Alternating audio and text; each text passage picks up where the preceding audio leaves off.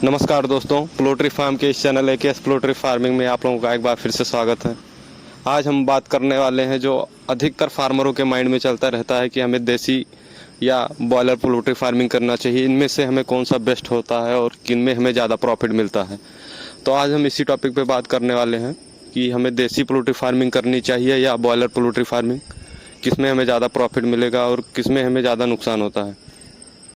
और जो बॉयलर होते हैं उनका एज 40 से 50 दिनों का होता है। ये मीट पर्पस बर्ड होते हैं, यानी मीट के लिए ज़्यादा उपयोग में लिए जाते हैं। और जो देसी होते हैं वो मीट पर्पस और एग दोनों के पर्पस में यूज में आते हैं, जिनका लाइफ साइकिल लमसम 7 से 8 सालों तक होता है। बॉयलर 40 से 50 दिनों के बीच में ही सेल होकर मार्केट में सप्लाई हो जाते हैं, और इनका देसी जो होते हैं इनका लाइफ साइकिल लमसम 7 से 8 सालों तक होता है।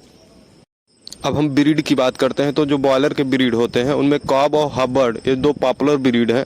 और जो देसी के हैं तो देसी के बहुत सारे ब्रीड्स होते हैं, जिसमें पॉपुलर मीट पर्पस और एक दोनों के अलग अलग ब्रीड आते हैं। जो मीट पर्पस बर्ड है उसमें है डबल FG, वन राजा और गिरे राजा।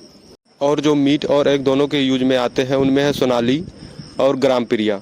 और जो केवल एग लेइंग के काम में आते हैं, जो एग ज़्यादा प्रोड्यूस करते हैं, उसमें आते हैं RIR और ब्लैक एस्टोलोप। RIR जो ब्रीड है वो 200 से 250 तक अंडे एक साल में दे देता है, और जो ब्लैक एस्टोलोप है वो 364 से 65 दिन तक अंडे देता ही रहता है। और हम बात करते हैं चिक्स की, तो जो बॉयलर होते हैं उनको हम किसी कंपनी से या किसी बड़ी हैचरी के साथ ही संपर्क में आकर बच्चा ले सकते हैं। और जो कि देसी बर्ड होते हैं उनका हम खुद भी अंडे से बच्चे को इंक्यूबेटर मशीन लगा के हम हैजिंग कर सकते हैं और अंडे से बच्चा को हम निकाल सकते हैं।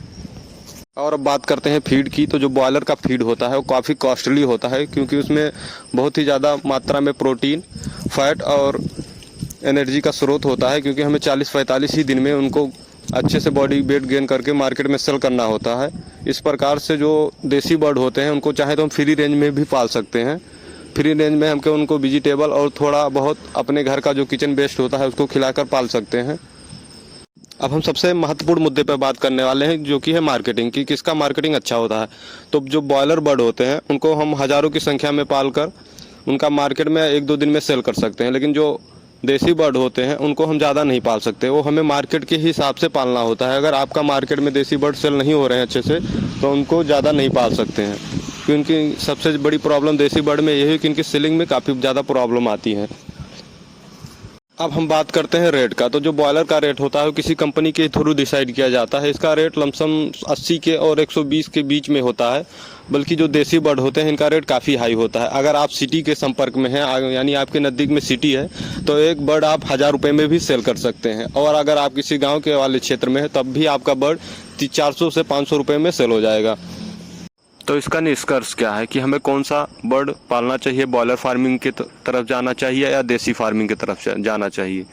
तो सबसे पहले हम आपको एक बात बताना चाहते हैं कि हम देसी पोल्ट्री फार्मिंग यानी फ्री रेंज बैकयार्ड सिस्टम पर एक पूरी सीरीज लेके आने वाले हैं, जो 8 से 10 वीडियो जिसमें होंगे, जिसमें हम आपको सभी देसी पोल्ट्री फार्मिंग कैसे की जाती है, कितना इसमें प्रॉफिट है, कितना खर्चा लगेगा, उस सेट हमें किस प्रकार से बनाने हैं, एक एक बातों का हम इसमें आपको बताएंगे। एक एक छोटी छोटी बातों को आप पूरे वीडियो में हम आपको बताएंगे।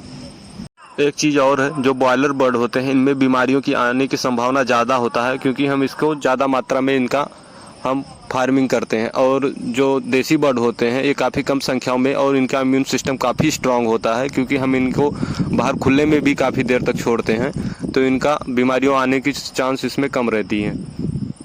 अब सबसे बड़ी चीज़ कि हमें इन दोनों में सबसे प्रॉफिटेबल कौन सा है, देसी या बॉयलर।